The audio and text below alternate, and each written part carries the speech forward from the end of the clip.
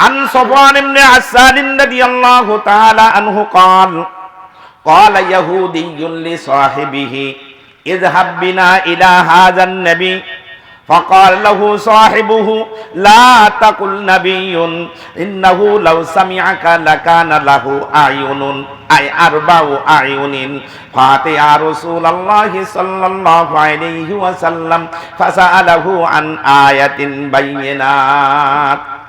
فقال رسول الله صلى الله عليه وسلم لا تشركوا بالله شيئا ولا تسرقوا ولا تزنوا ولا تقتلوا النفس التي حرم الله إلا بالحق ولا تمشوا ببرء إلى ذي سلطان ليقتله ولا تسحروا ولا تأكلوا الربا ولا تكذبوا محسنة ولا تولوا للفرار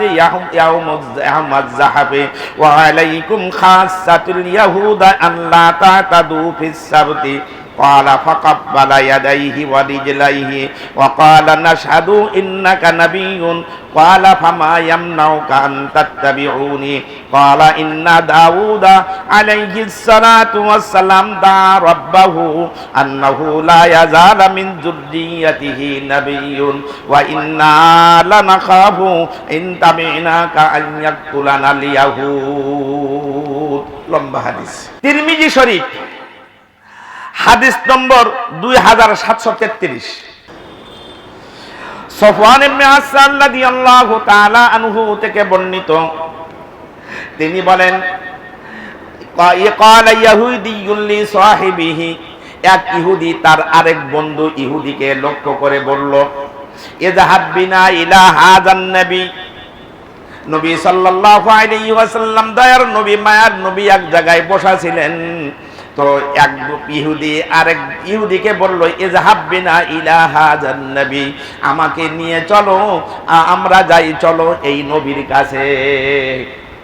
চলো আমরা যাই এই নবীর কাছে আমরা যাই ফাকাল লাহু সাহিবুহু তো তার মধ্যে এক বন্ধু বলল ইহুদি বন্ধু বলল লা তাকুল নাবিয়ুন খবরদার আখির জামানার নবীকে কি বলো না নবী বলো না লা তাকুল নাবিয়ুন খেয়াল করেন লা তাকুল নাবিয়ুন তাকে নবী বলো না ইন্নাহু লাউ সামিয়াকা যদি তিনি শুনেন যে আমরা তাকে নবী বলেছি তো লাকানা লাহু 4 আয়ুনিন তাহলে সে অতিরিক্ত আনন্দ পাবে আমরা যদি ওই ব্যক্তি মুহাম্মদ সাল্লাল্লাহু আলাইহি সাল্লামকে যদি কি বলি নবী বলি তাও তো সাল্লাল্লাহু আলাইহি সাল্লাম বলে না আমি বললাম আর কি আমরা যদি তাকে নবী বলি লাকানা লাহু 4 আয়ুনিন তাহলে সে কি পাবে অনেক আনন্দ পাবে ফাতায়া রাসূলুল্লাহ সাল্লাল্লাহু আলাইহি ওয়াসাল্লাম 2 ইহুদি আসলো নবী সাল্লাল্লাহু আলাইহি ওয়াসাল্লামের খেদমতে ফাসালাহু আন আয়াতিন বায়্যিনাত আসার পরে পরীক্ষামূলক নবী সাল্লাল্লাহু আলাইহি ওয়াসাল্লামের কাছে হযরত মুসা আলাইহিস সালাতু ওয়াস সালামের উপরে 9টা মুজিজা আল্লাহ দান করেছিলেন কয়টা এই ফাসালাহু আন আয়াতিন বায়্যিনাত আল্লাহ পাক হযরত মুসা আলাইহিস সালাতু ওয়াস সালামকে 9টা মুজিজা দিয়েছিলেন এই 9টা মুজিজা সম্পর্কে